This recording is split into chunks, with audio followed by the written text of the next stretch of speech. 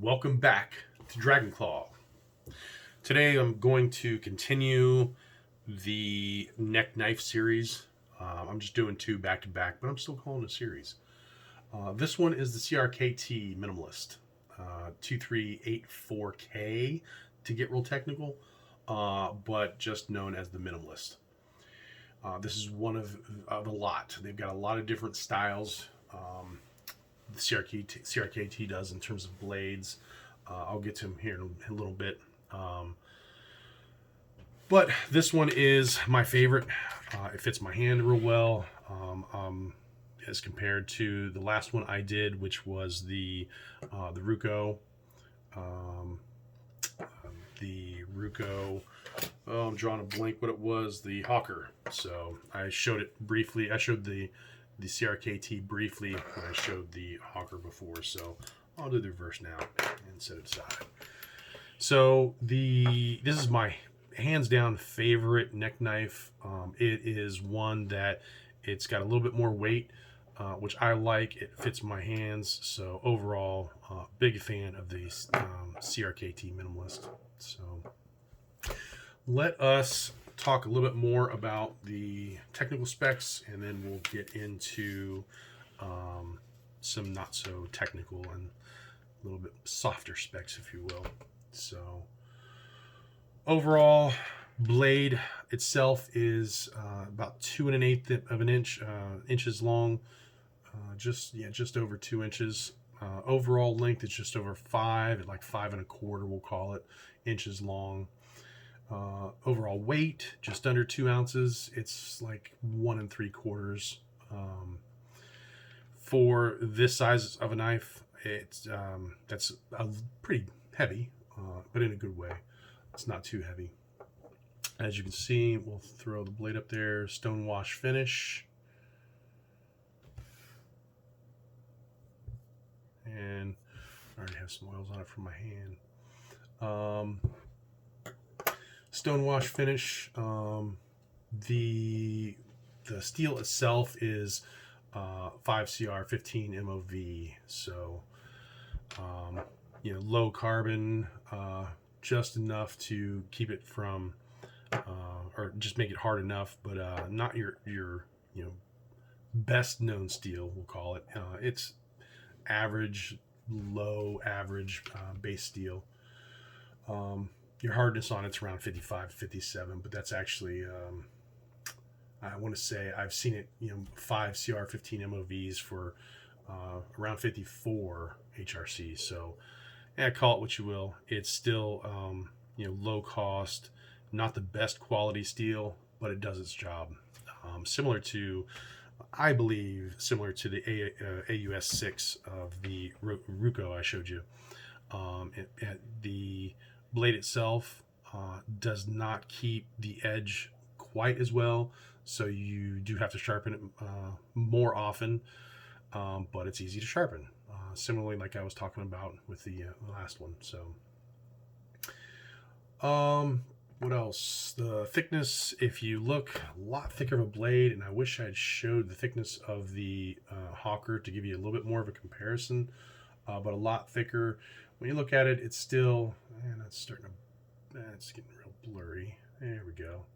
Still 1/8 of an inch, but on that Hawker, it's probably half that. So, handle itself, it's G10. So, if you're familiar with G10, it's just a woven fiberglass with an epoxy finish. Nothing major.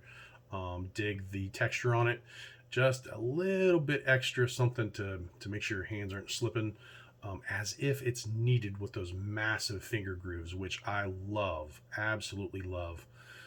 In my opinion, when you're talking about survival scenarios or in a real pinch and you need something and you got something on your neck, your neck knife or something quick and easy to grab in your bag, you're usually in a situation where it's imperative that it doesn't slip and stuff like that. So this knife, in my opinion, is the epitome of what a neck knife should be. So, what else? I think you can see it here. Design by, let's see if I can get the focus. There we go. That's an Alan Foltz design.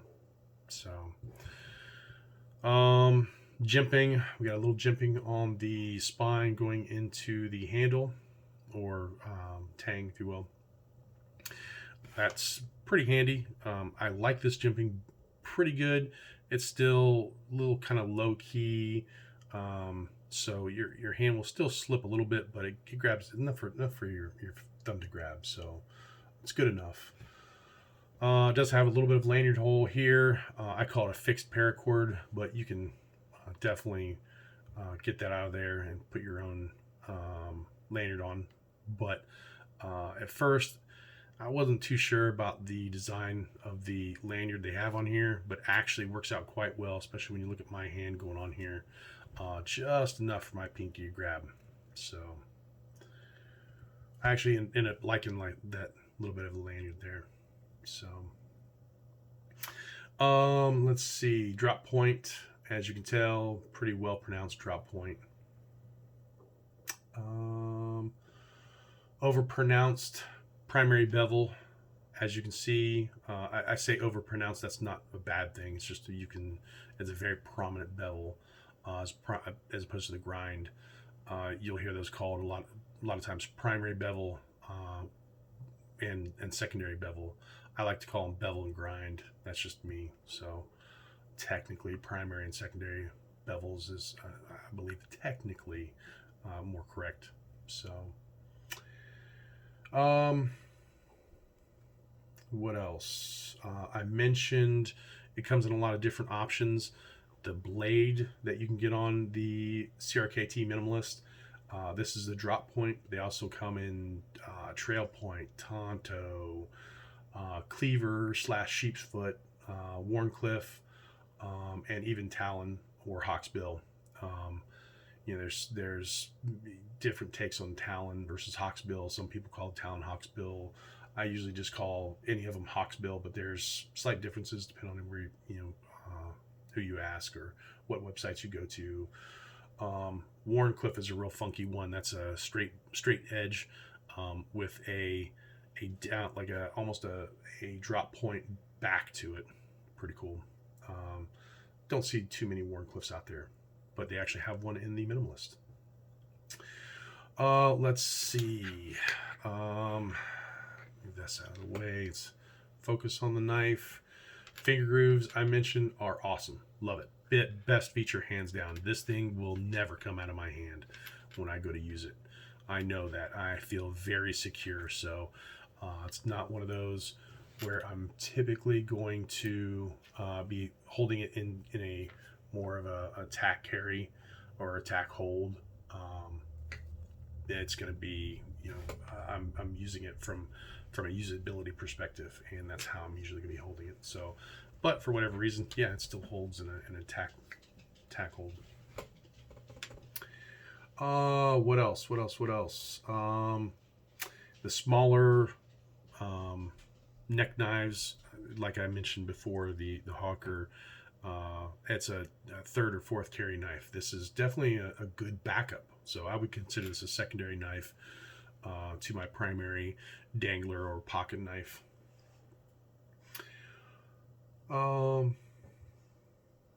mentioned weight. It's not too light, not too heavy. It's right there in that really good pocket in terms of the weight.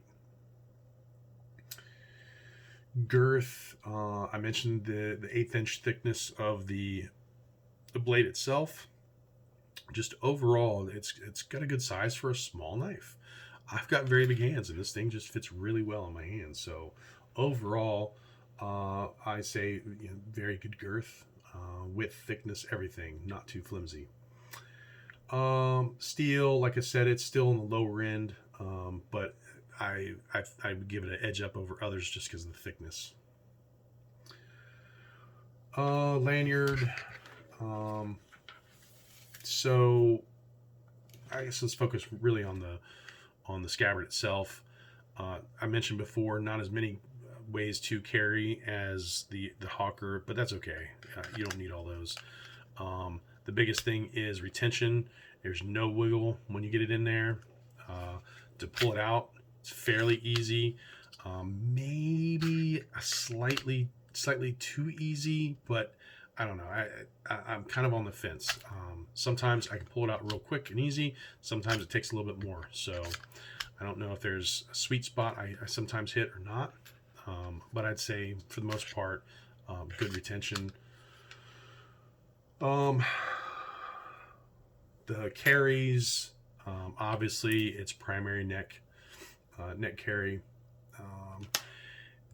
As you can see, it does have a belt loop, so it could be a dangler. It's hard for me to fit it all in there in the screenshot. It could be a dangler. As you can see, one might say it's an OWB tip up. I differentiate the two between a dangler and OWB. Outside waistband is that typically when you're talking OWB, your blade is up here where the belt loop's coming through. So in a dangler, the blade is actually typically below your belt loop, so that's why I'm calling it a dangler. So feel free to tell me otherwise. Bag strap, as you can see, some lanyard holes, so it can definitely be strapped to the bag. I'd say maybe a scout carry if you use the cord, and this would be more feasible a scout carry than other one I've shown in the past. And honestly, I don't have a lot of cons with this thing. It is a very good knife. Maybe one of the cons is no belt clip, true clip. I mentioned the belt loop here. The one thing to notice is it is a it's held on with screws, so not exactly versatile. It's not something that you can just take on and off once you have it on your belt. If you choose to carry it on your belt, it's on there permanently. I should say permanently, but you know what I mean. Other than that, that's probably the only drawback I'd give the CRKT Minimalist is no pocket carry option in terms of belt clip. So definitely, if you're looking for a neck carry, this would be my number one choice, hands down. Honestly, even if it's not a neck carry, if you did as a dangle, it's still a darn good knife. Definitely not primary knife, but a good secondary one. So that's all I've got for you for today. I hope you've enjoyed yourselves, and I appreciate your time. Have a great day.